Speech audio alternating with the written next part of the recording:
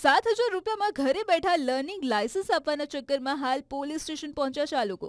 જી હા, સુરત એસઓજી પોલીસે એક એવી ગેંગને ઝડપી પાડી છે જે ₹7,000 ઘરે બેઠા લર્નિંગ લાયસન્સ આપવાનો વેપલો કરતી હતી. આરટીઓના નામે ચાલતા મોટા કૌભાંડનો પર્દાફાશ થતા ફાળ પડી છે. સુરત એસઓજી પોલીસના ઓપરેશનમાં 4 આરોપીઓની ધરપકડ કરાઈ છે અને આ શખ્સો WPS એપ્લિકેશનની મદદથી આબેહૂબ અસલી દેખાતા નકલી લર્નિંગ લાયસન્સ તૈયાર કરતા હતા. પોલીસની તપાસમાં એવા પણ લાયસન્સ મળ્યા છે જેમાં ફોટો એક જ વ્યક્તિનો હોય પરંતુ નામ અને સરનામા અલગ અલગ હોય. આ ગેંગ લોકોનો ભરોસો જીતવા માટે અત્યંત ચાલાકી પણ વાપરતી હતી. તેઓ નકલી લાયસન્સ બનાવીને તેને આરટીઓની પરિવહન સેવાની વેબસાઇટ પર રજીસ્ટ્રેશન પણ કરાવતા હતા જેથી કરીને સામાન્ય માણસને તે અસલી હોવાની ખાતરી થાય. પોલીસે આ ગેંગ પાસેથી તે નકલી લર્નિંગ લાયસન્સ અને અન્ય સાહિત્ય કબજે કર્યું છે.